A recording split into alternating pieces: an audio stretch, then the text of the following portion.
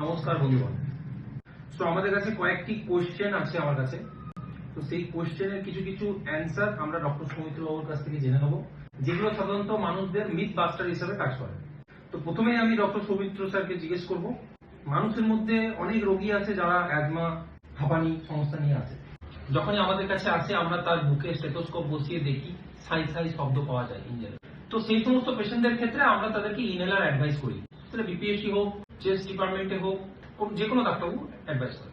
তো সৌমিত্র দার কাছ থেকে আমরা জেনে নেবো কি অ্যাজমাতে ইনহেলার কেন ব্যবহার করতে হয়। অ্যাজমাতে আমরা ইনহেলার কেন ব্যবহার করবো, এটা খুবই গুরুত্বপূর্ণ কোশ্চেন। নর্মালি বাকি যেমন আমাদের পেটের রোগ হয় আমরা ট্যাবলেট খেলাম, চোখের সমস্যা হলে চোখে ড্রপ দিলাম, চোখে পাওয়ার চেঞ্জ হলে আমরা চশমা পড়ছি, বা হাতে কেটে গেলে আমরা মলম লাগাচ্ছি। কিন্তু যখন এটা লাংসের রোগ, তাই আমরা ডাইরেক্ট যাতে লাংসে ওষুধে যায় তাই আমরা বার করেছি ইনহেলার। ইনহেলারের বিভিন্ন পদ্ধতি আছে, ড্রাই পাউডার, মিটার ডোজ, সিনক্রোপিক, নেবুলাইজেশন, আরো অনেক কিছু আছে, কিন্তু এই চারটে আমাদের মেন। কিন্তু আমরা যখনই তার পেশেন্টকে ইনহেলার প্রেসক্রাইব করি তারা বলে ডাক্তারবাবু এটা নিলে নেশা হয়ে যাবে, আমরা এটা সারা জীবন নিতে হবে কিনা, আমরা এগুলো বললেও পরে। কিন্তু আমি ইনহেলারই কেন নেবো, কারণ ওটাই এমন কথা, আপনি ওষুধ খাবেন, সেটা পেটে যাবে, সেটা পেটে শোষণ হবে, সেটা লিভারে যাবে, ব্রেনে যাবে, হয়তো 100% ওষুধের মধ্যে 20% লাংসে যাবে। কিন্তু আমরা যখন ইনহেলার নেবো তখন 100-র মধ্যে 90% ওষুধই লাংসে যাবে, 10% আমাদের মুখে লেগে থাকে। এইটাকে সাধারণত আমরা বিজ্ঞানী ভাষায় বা আমাদের ডাক্তারের ভাষায় বায়ো এভিবিলিটি বলি। এটাই দাদা ব্যাখ্যা করবেন। তো এরপরে এবার এই জন্য কি হলো, আমরা ইনহেলার নিলে আমাদের ওষুধটা অনেক কম ডোজ দিয়ে আমরা লাংসে পৌঁছে যাবো, সো সাইড এফেক্ট নেই। একটা সাইড এফেক্ট হয় যেটা হলো মুখে যে 10% গেল, সেজন্য এটা প্রত্যেকবার নেওয়ার পরে বলা হয় মুখটা কুচকুচি করে নিন। স্টেরয়েড ইনহেলারের ক্ষেত্রে ম্যাক্সিমাম স্টেরয়েড থাকে অনেকটাতে, কিন্তু একমাত্র স্টেরয়েডই মেইন ওষুধ অবশ্য, তাই আমরা মুখটা কুচকুচি করে নেওয়া একটা ওষুধ।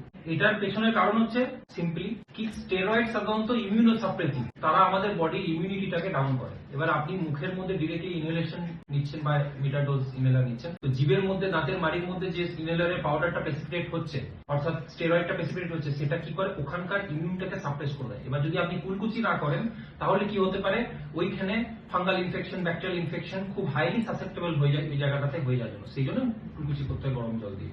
নেক্সট কোশ্চেন হচ্ছে আমাদের, কি ইনহেলার যদি আমি স্টার্ট করি তাহলে কি সেটা সারা জীবন স্টার্ট করে যেতে হবে, নাকি সাময়িক সময়ের জন্য স্টার্ট করলাম, তারপরে সুস্থ হয়ে গেলাম, তারপরে বন্ধ হয়ে গেল বা বন্ধ করে গেলাম? এটা আমাদের দ্বারা ব্যাখ্যা করবে। ইনহেলার হোক, সুগারের ওষুধ হোক বা প্রেসারের ওষুধ হোক, যদি আমরা সারা জীবন শ্বাসকষ্ট থাকে তাহলে আমরা সারা জীবন নিতে হবে। কিন্তু অনেকে ভাবে যে আমার ইনহেলার নিলে নেশা হয়ে যাবে, এই জায়গাটাই মানুষের ভুল ধারণা। কারণ নেশা কিসে হয়? নেশা তাতেই হয় যেটা আমাদের মাথার উপর কাজ করে। আমি যেটা খাওয়ার পরে আমার ভালো লাগবে, যেমন মদ খাওয়া বা অন্য কিছু খেলে ব্রেনে এফেক্ট করে, তো সেইটা আমাদের নেশা হয়। ইনহেলার কিন্তু ব্রেনে পৌঁছাই না, তাই এটা কখনো অ্যাডিকশন ফর্ম করতেই পারে না। ঠিক আছে, এবার আপনি যদি বলেন আমার এটাকে হ্যাবিট হতে পারে, হ্যাবিট কাকে বলে?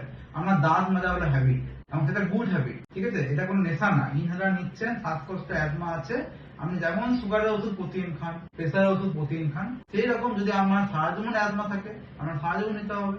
আমরা যদি মাঝে মাঝে অ্যাটাক হয় মাঝে মাঝে নেবেন। ঠিক আছে, তাই এটা কখনোই আপনাকে সারা জীবন নিতে হবে এরকম কোনো ব্যাপার নেই। আর এটা কোনো নেশা হয় না বা হ্যাবিটও হয় না, ঠিক আছে, এটা আমাদের ভুল ধারণা। এবার যদি ব্রাশ করা, দাঁত মাজা আমরা প্রতিদিন যেটা করি সেটা যদি আমার নেশা হয় তাহলে হ্যাঁ, ইনহেলারও নেশা। আর যেটা না হয় তাহলে ইনহেলার কোনো নেশা নয়। এটা আমরা ভালো করে এটা বুঝতে হবে। এখানে আমার একটা প্রশ্ন আছে, সেটা হচ্ছে বিপিএসসি তে যখন আমরা প্র্যাকটিস করি তখন অনেক মানুষ বেসিক্যালি ইনহেলার আমরা দিয়েছি প্রথমে 14 দিনের জন্য। এবার সাময়িক ইনহেলার নেওয়ার পরে তারা খুব ভালো অনুভব করেছে। এবার কখন কোনো সময়ে মনে করো একটু আবার শ্বাসের কষ্ট হলো, তো যখনই আসবে পরে ডাক্তারবাবু আমাকে পাম্পটা লিখে দেয়।